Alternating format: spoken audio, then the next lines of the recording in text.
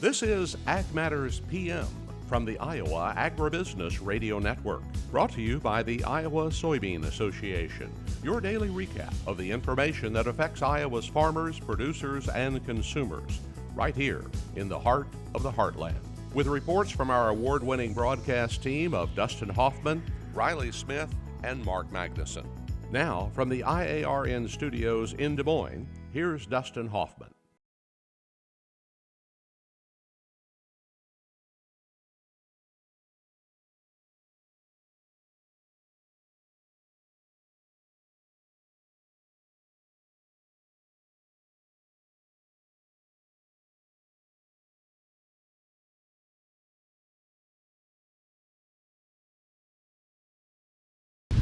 It's time now for the Ag Matters PM Closing Market Summary, your source for market analysis and settlement prices from the day's trade in Chicago, courtesy of the folks at agmarket.net.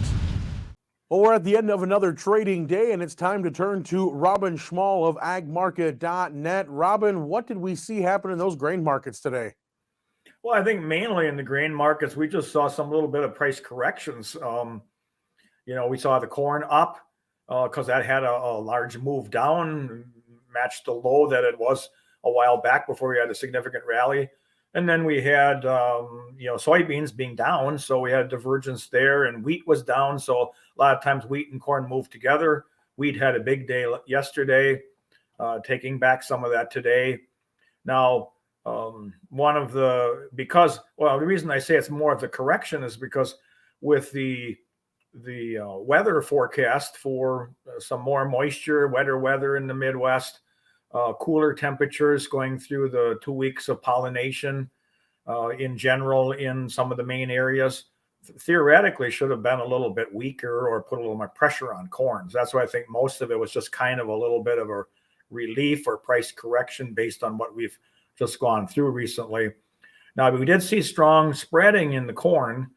July corn was quite a bit higher than the rest of the contracts. We know we see a large spread between that July and December, both in soybeans and corn soybeans, with the July to November.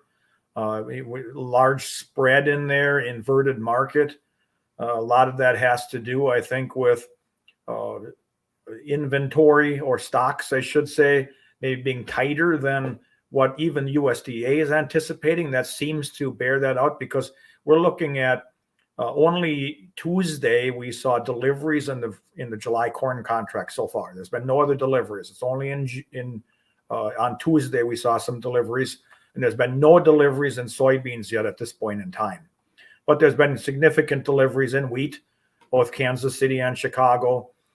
So that's underpinning some of that, maintaining the wider spreads. All right, and so switching over to the livestock side of the marketplace, what did we see and how did they react to those grain prices? Well, there was some pressure on feeder cattle, which they've been following hand in hand with the price falling last week, and then the prices escalating higher in feeder cattle, the new contract highs. They're pulling back today again. In the live cattle sector, packers are pulling back on slaughter pace here now, and they want to put some pressure on the feedlots to sell some of the animals. Now, packers seem to have a good amount of cattle already forward purchased for the month of July. They still need some, obviously, but that has brought them to be a little more or less aggressive. And so they've floated out some bids so far this week at 175 to 176 in the south, and about 290 in the north for the dressed. So far, feedlots have passed on those. They want more, but packers might be fairly staunch on their lower bids, because we've been seeing some weakness in box beef. Today at the noon report, choice was down $1.24 and select was down $2.33. Now, yesterday, choice cutouts, or choice box beef, I should say, choice cuts, were down $5.56. That was pretty substantial. And we've seen this weakness in box beef overall the last couple of weeks. So packers are really trying to play hardball now to get that cash price down a little bit. And that's going to impact the cattle market in the bigger picture outside of their reaction to the corn market and movement in there. On the hogs, they've been incredibly strong over the last week, a little more a week, a lot of spread trading going on between nearby months, back months. They started out the day incredibly strong with July and August just shooting higher, but failed big time with both July and August falling $3 off their high. The cutouts on the midday, the noon report, actually were a little bit lower. And that's following on to strong gains on Tuesday and Wednesday. Both days together were $6.75 higher in cutouts.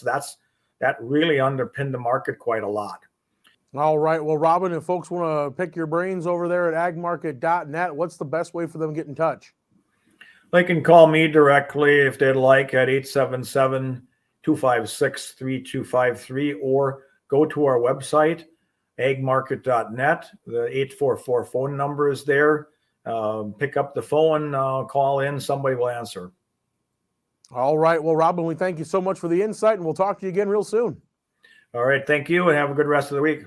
And that was Robin Schmahl of agmarket.net. Let's run down those closing numbers for you. That comes to us courtesy of the folks at Bar Chart. September corn is up 13 3/4 at $4.99 even. December new crop up 13 at $5.06 1/2. August soybeans down 20 1/2 at $14.48 1/4. November new crop down 15 1/2 at $13.39 1/2. Soy meal for August was down $1.90 at $4.0820. Soy oil was down $2.05 at $62.98. Chicago wheat down 16 1/4 at $6.58 even. Minneapolis up 1/2 at $8.58 even. Kansas wheat down 2 1/2 at $8.43 3/4. September oats up 16 1/2 at $4.29 1/4. Live cattle for August down 37 cents at $174.57. Feeders for August $2.42 lower at $2.42.27.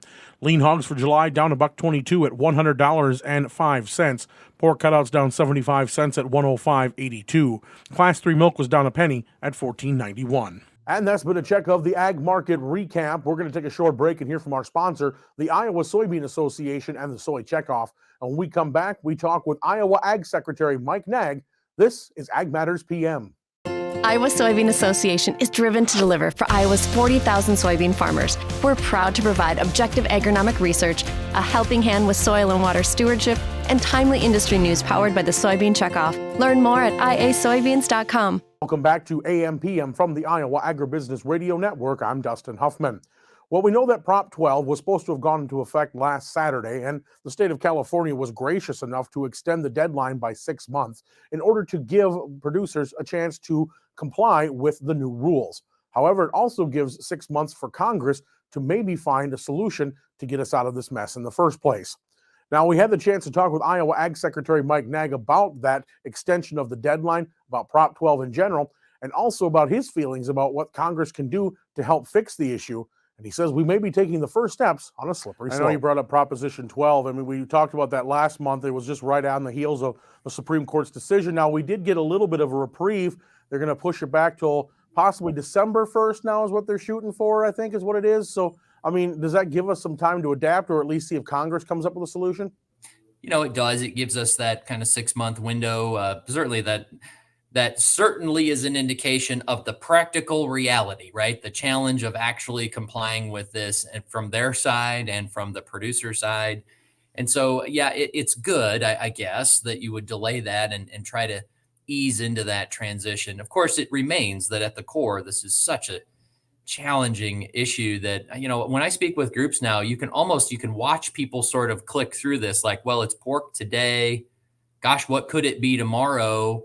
And, you know, will other states do this? Well, yes, I think we should expect that they would. And it won't just be around food. So, again, this decision really opened the door for all manner of restrictions that can be placed on other states, producers of all kinds in other states, just because a state can use their market power. And that's wrong. That's something that's foundational to market access. And I'm not just talking about food here, but that's foundational to market access in this country. So I do think that should heighten the awareness and certainly should compel Congress to try to do something here. I don't know if that can fit into a farm bill conversation. Frankly, I think it belongs on its own because it's important, but I don't really care what vehicle it takes. But I do think that we've got to see some balance brought back into this interstate commerce question. Well, and that brings up the question. I mean, I shouldn't say the question, but the observation that, Supreme Court's decision means it's not just a California thing. Tomorrow, Nevada could say something and Massachusetts could say something else. And we could have 50 states with 50 different, sets of regulations, and it'd be impossible for anybody to comply with any of them. Absolutely true. And in fact, you've got, question 3 in Massachusetts already heads down this path. New Jersey, there are already states that are headed down this. And so there is, if you look at that Supreme Court decision broadly, what it basically says is, as long as you impose the same restrictions on the producers or the manufacturers of something in your own state, you can then impose those preferences or those restrictions on folks outside of your state that want to market in. And so it's not just pork. By the way, this is also creates this, this concept of now you're headed for a patchwork of rules and regulations that how would you ever comply with all of them? And they're ever changing. If each legislative session or each new election cycle, you can put a new ballot initiative up, how in the world could you ever comply? How could you ever secure the capital, the financing that you need in order to comply when all you can say is, hey, I only know that I'm going to be compliant until they change the law next election or next time the legislature is in session. From a practical reality, it's just very, very difficult. And the end result, remember, is driving up the cost of production, which drives up the cost of food. And what we really need here is market access. Let consumers truly decide what they want. Don't impose preferences. Let consumers choose what they want, vote with their pocketbook, and the marketplace can then supply that. Yeah, that has been definitely an interesting conundrum. It's going to be interesting to see how it plays out, though. We have heard from our delegation that there seems to be bipartisan support for a congressional action to take care of this. I mean, Supreme Court basically said, right now, according to the Constitution, this is technically legal. Doesn't make it a good idea, but it's technically legal. That's right. And, one of the lines in the decision was something like, well, Congress can act on this. Well, Congress can act on a lot of things, but it did say that, right?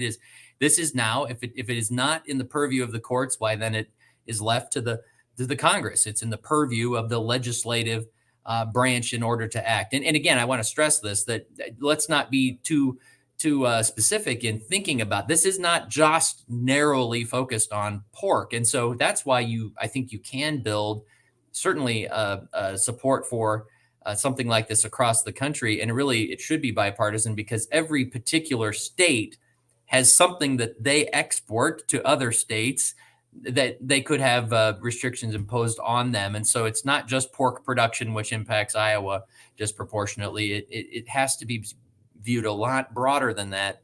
And what's the ultimate impact on the American consumer? And that, again, was Iowa Agriculture Secretary Mike Naig.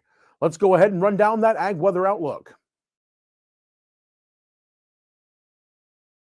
Well, Bob Ross couldn't have painted a more beautiful day here in central Iowa. We started off with low humidity and cooler temperatures, plenty of sunshine, just an all-around beautiful, not too heat-stressed of a day. I'd like to see a few more of those hang around, but after the heat we've gotten, the rain is welcomed, and I'm not going to complain about the rain that may even be coming back in our forecast. Let's see what the National Weather Service has in store for the next 24 hours. An absolutely gorgeous day that we had today. We had sunny skies, nice and cool, very pleasant. We saw highs in the mid to upper 70s. Now tonight, skies will be mostly clear. There'll be some clouds in the southwest with chances of rain building there overnight. Lows will be in the low to mid 50s. And then tomorrow, we're going to see those mostly clear skies start to give way to some more rain chances, and we could see highs anywhere in the upper 60s to the upper 70s.